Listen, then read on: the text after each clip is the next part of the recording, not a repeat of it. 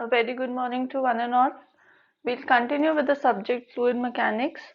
We were discussing properties of fluids. So far, we've discussed mass density, specific weight, specific gravity, specific volume, cohesion, adhesion, dynamic viscosity, kinematic viscosity, along with the numericals. So today we will be discussing another property called vapor pressure. Vapour pressure क्या होता है? All liquids vaporise और evaporate on heating. जब भी हम कोई भी liquid को हीट करते हैं तो हमने नोटिस किया है कि जब हम हीट प्रोवाइड करते हैं लिक्विड पे तो कुछ कुछ स्टीम या वेपर प्रोड्यूस होते हैं। ये स्टीम या वेपर्स जो है ये क्या करते हैं? ये प्रेशर एक्सर्ट करते हैं और इनके प्रेशर को हम क्या बोलते हैं? वेपर प्रेशर बोलते हैं। When evaporation takes place in a closed container, the vapors are unable to escape. अगर आप इसके ऊपर एक लिड लगा दें, कैप लगा दें, ये इस तरीके से आपने बंद कर दिया इसको, तो जब आप बंद कर देंगे, ये हमने कैप लगा दी यहाँ पे, तो इससे क्या होगा? जो ये स्टीम बन रही थी, ये वाली जो स्टीम बन रही थी, ये एस्केप नहीं कर पाई, इस लिड ने इसको क्या कर दिया? रोक दिया। तो इस रोकने की वजह से क्या हुआ कि जब इस लिड ने इसको रोक दिया तो इसकी वजह से क्या हुआ कि जो ये वेपर्स हैं इन्होंने प्रेशर एक्सर्ट करना शुरू कर दिया। कहाँ पे? फ्री लिक्विड सरफेस पे। ये फ्री लिक्विड सरफेस है, इस पे ये क्या एक्सर्ट कर रहे हैं? प्रेशर एक्सर्ट कर रहे हैं। ठीक है। अब जैसे जैसे आप टेम्परेचर बढ़ाते जाओगे, जैसे जैसे आप एडिशनल हीट देते जाओगे, द वेपर प्रेशर राइजेस। अब जैसे जैसे आप हीट बढ़ाते जाओगे वैसे वैसे ये अमाउंट ऑफ स्टीम क्या करता जाएगा? बढ़ता जाएगा। अगर हम थोड़ा सा पानी हमने थोड़ी सी हीटिंग करी तो वेपर्स कम होंगे, पर अगर हम ज्यादा हीटिंग कर रहे हैं, बहुत ज्यादा आप हीट प्रोवाइड कर रहे हो, तो वेपर्स की क्वांटिटी क्या हो जाएगी? इंक्रीज हो जाएगी। तो जैसे ही वेपर्स की क्वांटिटी इंक्रीज होगी वैसे ही प्रेशर भी क्या हो जाएगा? इंक्रीज हो जाएगा। और उससे क्या होगा कि द वेपर प्रेशर राइजेस, मतलब इंक्रीज हो जाता है, क्योंकि ज्यादा से ज्यादा लिक्विड अब क्या हो रहा है? इवेपोरेट हो रहा है। आपने हीट बढ़ा दी, हीट बढ़ाने से अब बहुत ज्यादा लिक्विड इवेपोरेट हो रहा है। जब हीट कम थी तो क्या हो रहा था? कम लिक्विड इवेपोरेट हो रहा था। और जैसे ही वेपर्स की क्वांटिटी बढ़ेगी वैसे ही प्रेशर जो वो एक्सर्ट कर रहा था वो भी क्या हो जाएगा? इंक्रीज कर जाएगा। किया तो टेम्परेचर जो है, temperature plays an important role. Temperature decide करेगा या टेम्परेचर पे डिपेंड करेगा कि कितना वेपर प्रेशर आ रहा है, कितना प्रेशर एग्जर्ट कर रहे हैं। क्योंकि अगर टेम्परेचर ज्यादा है तो प्रेशर भी ज्यादा है, अगर टेम्परेचर कम है तो प्रेशर भी क्या एग्जर्ट हो रहा है? कम हो रहा है। When the external pressure on the liquid surface becomes equal to the vapor pressure, the liquid starts boiling. Very very important. ये क्या कॉन्सेप्ट है? ये आपको कॉम्पिटिटिव एग्जाम्स में भी पूछा जा सकता है। ये आप अपने एंड सेमेस्टर एग्जाम्स में भी एक्सपेक्ट कर सकते हैं एमसीक्यू सेक्शन में कि बॉइलिंग है क्या। वो बोलता है कि when the external pressure on the liquid surface becomes equal to the vapor pressure, the liquid starts boiling। इसको देखते हैं क्या मतलब है। ये आपका कंटेनर था, आपने कंटेनर में कुछ हीट प्रोवाइड करी, इस हीट की वजह से जो लिक्विड था वो वेपराइज करने लगा, अब जब वो वेपराइज कर रहा है तो वो प्रेशर कौन से डायरेक्शन में लगा रहा है? अपवर्ड डायरेक्शन में लगा रहा है। बट आपको पता है हमारे एटमॉस्फेयर में क्या प्रेजेंट है? एयर प्रेजेंट है। एयर प्रेजेंट है तो एयर कौन से डायरेक्शन में प्रेशर लगाती है? डाउनवर्ड डायरेक्शन में प्रेशर लगा रही है। जितना भी हमारा एटमॉस्फेयर है वो कौन से डायरेक्शन में प्रेशर लगाता है? डाउनवर्ड डायरेक्शन में। अब इस प्रेशर को हम क्या बोलते हैं? Atmospheric pressure. और उसको कैसे रिप्रेजेंट करते हैं? P ATM. ATM means atmosphere, P means pressure. तो ये प्रेशर है ये एक्सर्ट कर रहा है कौन? जो हमारी एयर है। ठीक है। अब वो बोल रहा है कि अगर आपकी ये अपवर्ड प्रेशर है पीवी, ये टोटल प्रेशर अपवर्ड क्या है, पीवी है, और एक डाउनवर्ड प्रेशर एक्ट कर रहा है पीएटीएम। ये डाउनवर्ड प्रेशर कितना एक्ट कर रहा है आपके पास, पीएटीएम। अगर ये इक्वल हो जाते हैं, अगर ये इक्वल हो जाते हैं, तो इक्वल होने से क्या हो जाएगा, नेट प्रेशर जीरो हो जाएगा। जब नेट प्रेशर जीरो हो जाएगा तो लिक्विड क्या करने लग जाएगा, बॉईल करने लग जाएगा। Am I clear? तो जैसे ही आपका अपवर्ड प्रेशर पीवी और आपका डाउनवर्ड प्रेशर पीएटीएम इक्वल हो जाते हैं, तो आप क्या बोलते हैं, जब ये इक्वल हो गए तो आप क्या बोलेंगे कि लिक्विड ने क्या स्टार्ट कर दी है, बॉइलिंग, चाहे वो कोई भी लिक्विड हो। तो हमेशा जब भी हम बॉइलिंग की बात करते हैं तो बॉइलिंग इस तरीके से होती है, जो वेपर प्रेशर है और जो एटमॉस्फेरिक प्रेशर है, हम उनकी क्वांटिटी देखते हैं, उनका अमाउंट देखते हैं, और अगर वो इक्वल हो जाए तो फिर हम क्या बोलते हैं कि लिक्विड क्या करने लग गया है, बॉईल करने लग गया है। So if we somehow increase the downward weight और प्रेशर, अब ये तो हमें समझ आ गया कि जब वेपर प्रेशर, जो प्रेशर स्टीम से आ रहा है या वेपर से आ रहा है लिक्विड के, और जो एटमॉस्फेरिक प्रेशर है, जब वो इक्वल हो जाता है तो हम क्या बोलते हैं, लिक्विड क्या करने लग गया, बॉईल करने लग गया। पर अगर हम क्या करें, किसी वजह से, या जैसे हम नॉर्मली कुकिंग में करते हैं कि आपका जो कंटेनर था, आपने उस कंटेनर के ऊपर क्या प्रोवाइड कर दिया, एक लिड प्रोवाइड कर दिया। ठीक है, ये हमारा क्या हो गया, लिड प्रोवाइड हो गया। ये कंटेनर के अंदर लिक्विड प्रेजेंट है, लिक्विड जो है इसको आप क्या दे रहे हो, हीटिंग कर रहे हो। हीटिंग जब हम करते हैं तो वेपर्स फॉर्म होंगे। अब वो वेपर्स क्या कर रहे हैं, वो वेपर्स एग्जर्ट कर रहे हैं प्रेशर। पर अब देखिए, अब क्या है कि ऊपर से ये इस तरीके से, ये तो वेपर प्रेशर एक्ट कर रहा है नीचे से ऊपर, इनकी वजह से, जो ये स्टीम की वजह से प्रेशर एक्ट कर रहा है, ये अपवर्ड्स एक्ट कर रहा है, इसको हमने क्या बोल दिया, वेपर प्रेशर पीवी। ठीक है, अब ऊपर से क्या एक्ट कर रहा है, ऊपर से यहाँ पे वो तो है ही है, आपकी एयर तो है ही है, तो पीएटीएम तो एक्ट करेगा ही करेगा। तो यहाँ से क्या एक्ट कर रहा है, पीएटीएम, एटमॉस्फेयर की वजह से प्रेशर तो है ही है, तो ये हमने क्या लिख दिया, पी एटमॉस्फेयर। और किस चीज का प्रेशर है, और प्रेशर है इस लिड का। ये जो आपने ये लिड रखा है, ये लिड क्या कर रहा है, ये लिड, इस लिड का कुछ वेट है, इसका कुछ भार होगा।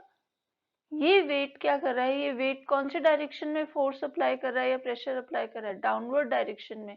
तो ये क्या है, वेट प्रेशर, किसकी वजह से, वेट ऑफ द लिड की वजह से।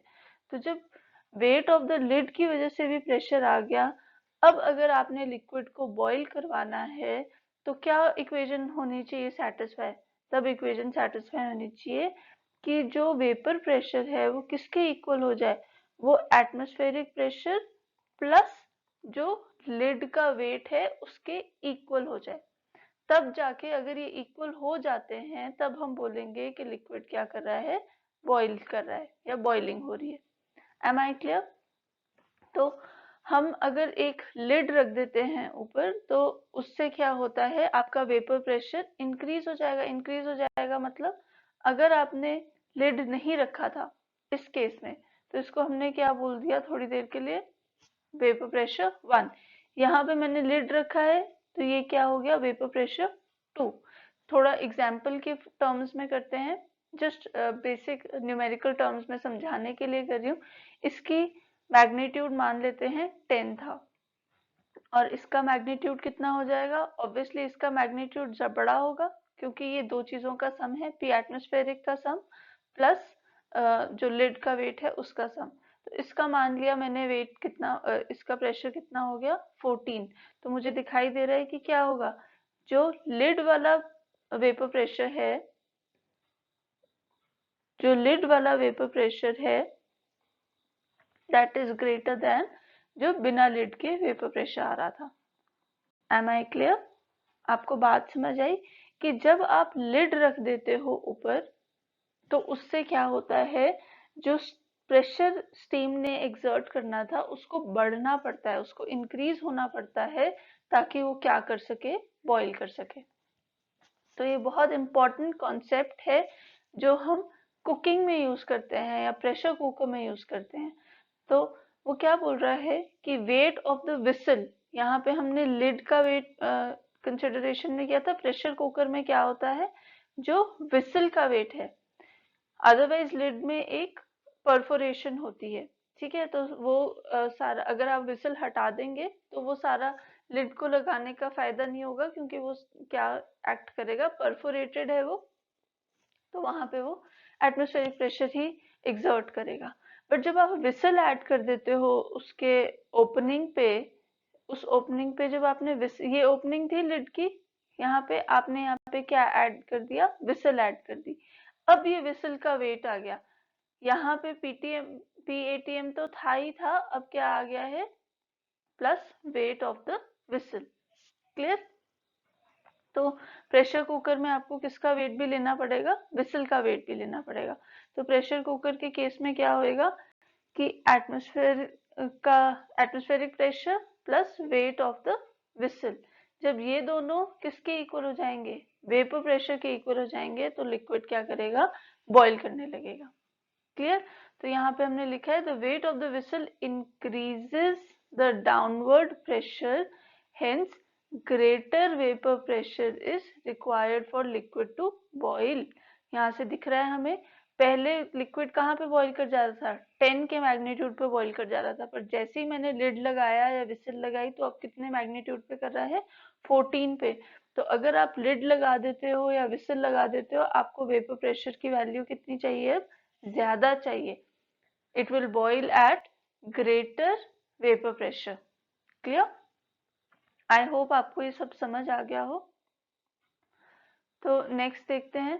नेक्स्ट वो बात कर रहा है कुछ टर्म्स की जो हमें पता होनी चाहिए, या कुछ फैक्ट्स की, लाइक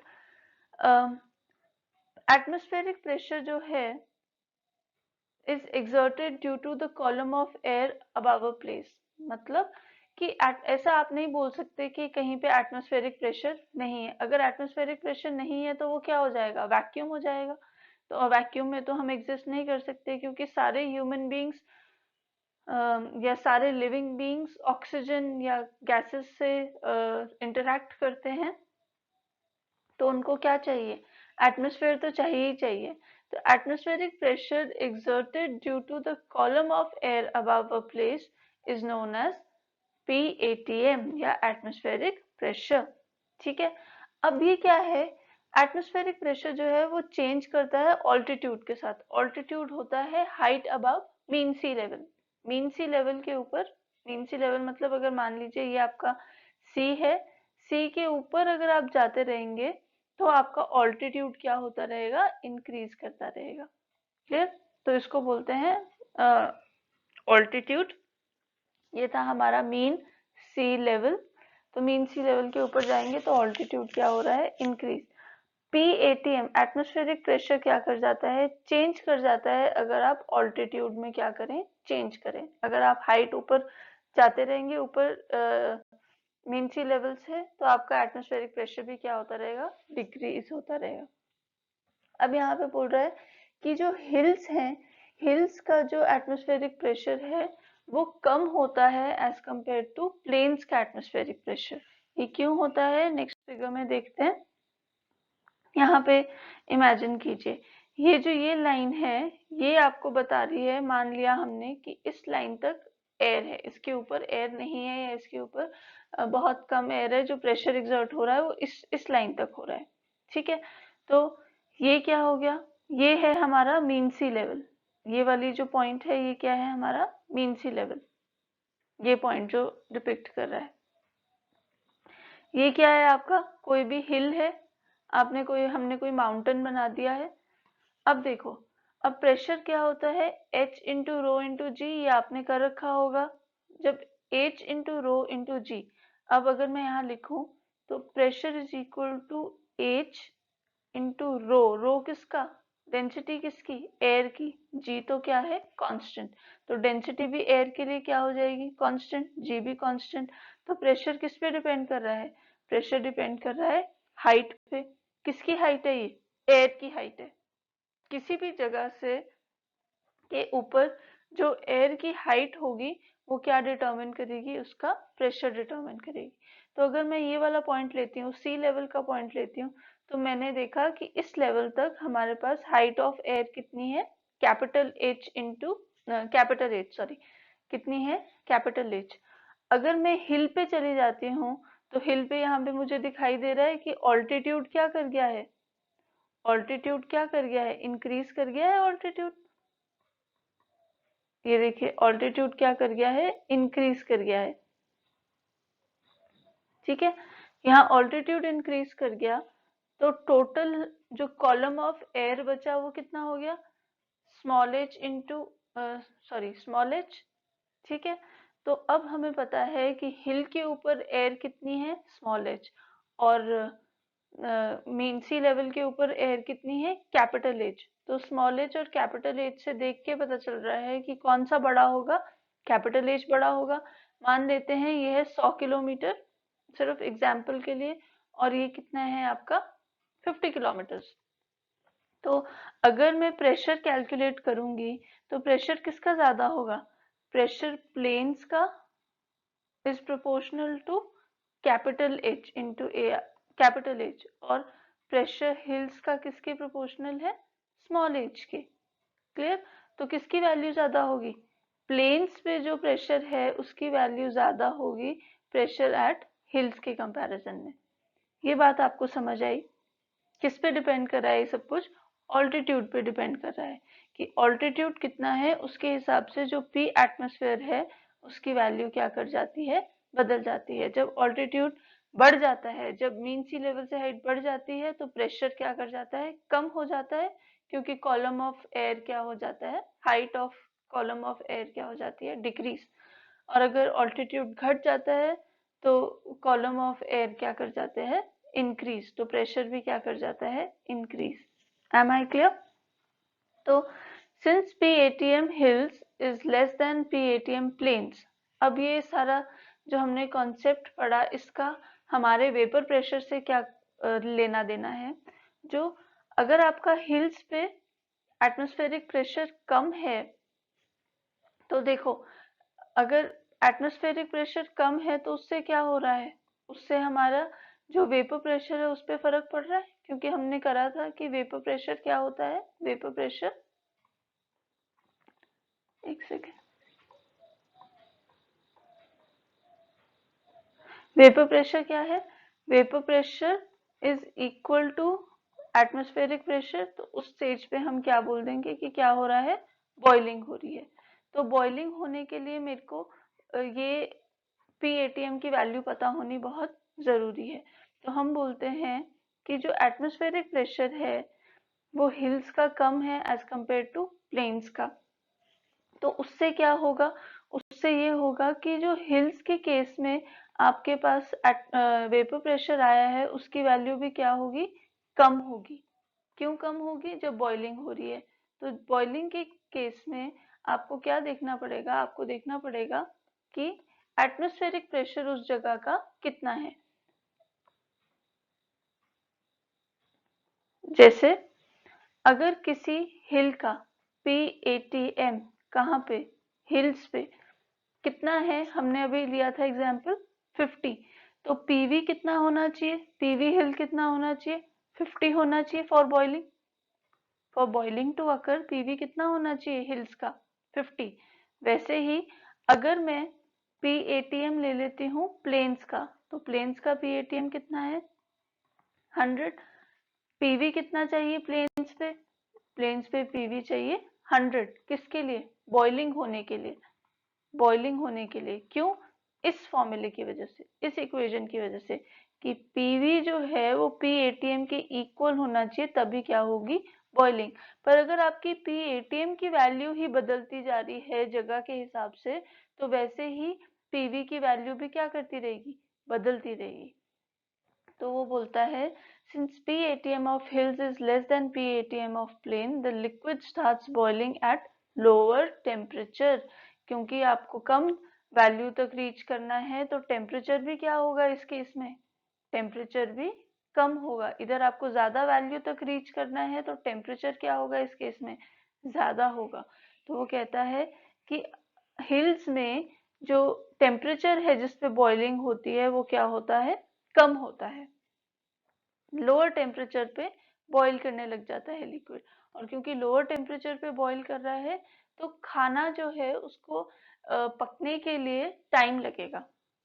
टाइम जो रिक्वायर्ड है कुकिंग के लिए वो क्या हो जाएगा, इंक्रीज, क्योंकि आप कम टेम्परेचर पे काम कर रहे हो, कम टेम्परेचर पे आप बॉइलिंग अचीव कर ले रहे हो। इसलिए it is easier to cook food in plains. Plains में क्यों, क्योंकि उनके पास टेम्परेचर क्या है, हाई होता है जब खाना बॉईल हो रहा है। तो इसलिए उस टाइम तक खाना क्या कर गया होता है, कुक हो चुका होता है। ये इम्पोर्टेंट है क्योंकि आपको एमसीक्यूज में पूछा जा सकता है कि where is it easier to cook food, is it easier to cook food in plains और इन हिल्स। तो अब हमने पूरा ये कॉन्सेप्ट समझा है और हमने कंक्लूड करा है कि प्लेन्स में खाना बनाना आसान होता है क्योंकि प्लेन्स में एटमॉस्फेरिक टेम्परेचर क्या है, ज्यादा है। जब एटमॉस्फेरिक प्रेशर क्या है, ज्यादा है। जब एटमॉस्फेरिक प्रेशर ज्यादा होता है तो टेम्परेचर भी क्या चाहिए होता है, ज्यादा चाहिए होता है बॉइलिंग के लिए। क्लियर। अब दूसरा इंपॉर्टेंट पॉइंट देखते हैं। वो बोलता है कि मर्क्यूरी जो है, मर्क्यूरी में बहुत कम लो वेपर प्रेशर होता है। मतलब अगर आप मर्क्यूरी को हीट कर रहे हैं तो तब भी उसके जो वेपर्स बनेंगे वो बहुत कम वेपर्स बनेंगे। तो इसलिए उसको कहाँ यूज करते हैं हम, बैरोमेट्रिक फ्लूइड्स में। बैरोमेट्रिक फ्लूइड्स होता है जो भी आप टेम्परेचर के लिए या थर्मोमीटर्स लगाते हैं या प्रेशर मेजरमेंट के लिए जो भी आप थर्मोमीटर्स यूज करते हैं उसमें आपको लिक्विड यूज करना है। वो लिक्विड आप कौन सा यूज करेंगे, मर्क्यूरी यूज करेंगे। क्यों, क्योंकि अगर टेम्परेचर बहुत ज्यादा बढ़ भी जाता है लोकल टेम्परेचर तो भी उसका वेपर प्रेशर क्या होगा, बहुत कम होगा। वेपर प्रेशर कम होगा तो बॉईल होने के चांसेस क्या होंगे, ऑलमोस्ट जीरो। क्लियर। बाकी सारे लिक्विड्स क्या कर जाएंगे, बॉईल कर जाएंगे। जैसे हमें बताया जो वाटर है वो कितने टेम्परेचर पे बॉईल कर जाता है, 100 डिग्री सेल्सियस पे बॉईल कर जाता है एट मीन सी लेवल। अगर कहीं पे हिल्स में बात कर रहे हैं तो हिल्स में क्या पता 80 डिग्री सेल्सियस पे ही बॉईल करने लग जाए। अभी हमने ये कॉन्सेप्ट पढ़ा है कि लोअर टेम्परेचर पे बॉईल करता है हिल्स पे, तो 80 डिग्री सेल्सियस पे ही अगर वो बॉईल करने लग गया तो चांसेस आर कि कोई ऐसी पोजीशन आ जाए, कोई ऐसी स्टेज आ जाए जहाँ पे वो थर्मामीटर के अंदर भी आइडियल बिहेव ना करे जैसा उसको बिहेव करना चाहिए। क्लियर। तो now let's start with cavitation. When liquid flows in a flow system like pipes, we need to see the pressure at all points. तो यहाँ पे क्या इम्पोर्टेंट टर्म है, यहाँ पे इम्पोर्टेंट टर्म है कि जब भी हम कैविटेशन की बात करते हैं हमारा फ्लूइड किस सिस्टम में होता है, क्लोज सिस्टम में होता है, मतलब पाइप्स में होता है। ठीक है। तो कैविटेशन में क्या होता है, if the pressure in the pipe falls below और अप्रोचेस वेपर प्रेशर। अगर जो पाइप का प्रेशर है वो क्या कर जाए, ये मान लीजिए ये पाइप है आपकी और पाइप में जो भी फ्लूइड होगा उसका कुछ प्रेशर होगा। अगर वो प्रेशर क्या कर जाए, पीवी के इक्वल हो जाए, मतलब मान लेते हैं ये पॉइंट ए था, सेक्शन ए था, सेक्शन ए, पी ए जो है वो किसके इक्वल हो रहा है, वेपर प्रेशर के इक्वल हो रहा है। तो इसकी वजह से क्या होने वाला है, इसकी वजह से लिक्विड क्या फॉर्म करने लग जाएगा, वेपर्स फॉर्म करने लग जाएगा। प्रेशर तो किसमें कम हुआ, पाइप में कम हुआ, पर वो किससे कम हो गया, वेपर प्रेशर से कम हो गया उस लिक्विड के। तो वो लिक्विड क्या फॉर्म कर देगा, वेपर्स फॉर्म कर देगा। ठीक है, vapour pressure and it starts to boil और वेपराइज, वेपर्स फॉर्म होने लग जाएंगे। These vapours form bubbles. अब वेपर बनेगा, स्टीम बनेगी और आसपास लिक्विड है तो वो क्या फॉर्म कर देगा, बबल्स फॉर्म कर देगा। अब बबल्स जो होते हैं, बबल्स लाइट वेट होते हैं। तो यहाँ पे मान लीजिए कि बहुत सारे क्या फॉर्म हो गए, बबल्स। ये बबल्स भी क्या करने लग जाएंगे, फ्लो करने लग जाएंगे लिक्विड के साथ साथ ही। जहां जहां लिक्विड जाएगा वहां वहां बबल्स भी चल मूव करेंगे। अब मानते हैं कि इस पॉइंट पे, पॉइंट बी पे जो प्रेशर है वो बहुत हाई है। यहाँ पे जो प्रेशर है that is high, much higher than vapour pressure.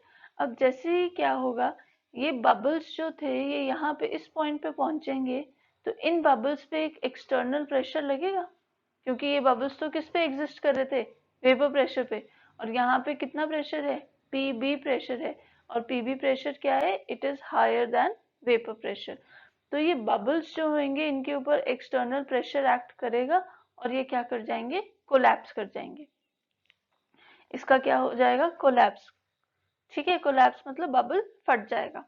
और जैसे ही बबल कोलैप्स करेगा, ये हाई प्रेशर जोन में आ गए, पीबी इसको बोल दें, हाई प्रेशर जोन में ये बबल क्या कर जाएगा, बर्स्ट कर जाएगा या कोलैप्स कर जाएगा। और इसकी वजह से जो पाइप्स हैं, जैसे ही बबल कोलैप्स करता है, ये पाइप्स पे क्या करेंगे, एक प्रेशर एक्सर्ट करेंगे। जैसे कोई ब्लास्ट होता है, जैसे अगर आप बलून भी लें, उसको अच्छे से टाइटली आपने वो कर रखा है, टाई कर रखा है, और आप पिन अगर उसको लगाते हैं तो एक साउंड आती है और आपको एक इम्पैक्ट एक्सपीरियंस होता है। तो वैसा ही इम्पैक्ट कौन एक्सपीरियंस करेगा, पाइप एक्सपीरियंस करेगी। और क्योंकि पाइप किसी मटेरियल से बनी होती है, इतने इम्पैक्ट की वजह से पाइप क्या हो जाएगी, करोड हो जाएगी। इस इम्पैक्ट से क्या होगा, पाइप क्या कर जाएगी, करोड हो जाएगी या इरोड हो जाएगी। करोड़ तो करेक्ट वर्ड अगर नहीं है, क्योंकि करोजन से होता है, बट करेक्ट वर्ड क्या है, इरोड हो जाएगी। क्लियर। तो पाइप मटेरियल और क्या कर देगा, कैविटीज फॉर्म कर देगा। यहाँ पे क्या हो जाएंगे, कैविटीज, इस तरीके से कैविटीज फॉर्म हो जाएंगी जो भी पाइप मटेरियल है उसमें। और कैविटीज जैसे ही फॉर्म होती हैं तो वो क्या इंडिकेट करता है, डिस्ट्रक्शन, मतलब थोड़े टाइम के बाद आपकी पाइप क्या करने लग जाएगी, लीक करने लग जाएगी। तो ये सारे फिनोमेना को हम क्या बोलते हैं, कैविटेशन, जहाँ पे वेपर प्रेशर अचीव कर लेता है पहले तो लिक्विड किसी पॉइंट पे और बबल्स फॉर्म कर देता है, फिर वो ट्रेवल करता है आगे किसी हाई प्रेशर जोन में पहुंच जाता है, जहाँ पे ये बबल्स क्या कर जाते हैं, बर्स्ट कर जाते हैं। और बबल्स बर्स्ट करते हैं विद एन इम्पैक्ट, और वो इम्पैक्ट कौन सहता है, पाइप मटेरियल। और पाइप मटेरियल जैसे ही इम्पैक्ट सहता है वो क्या कर जाता है, इरोड हो जाता है, और उसमें क्या बन जाती है, कैविटीज बन जाती हैं। इस प्रोसेस को हम क्या बोलते हैं, कैविटेशन। सो ये वही चीज है जो हमने यहाँ पे एक्सप्लेन करी है। तो आज के लेक्चर में हमने कवर किया वेपर प्रेशर एंड कैविटेशन। ये टॉपिक्स जो हैं हम आगे पाइप फ्लो में या जब हम साइफन पढ़ेंगे तो बहुत हमारे काम आएंगे। तो these are very important topics, you should be thorough with them. So thank you.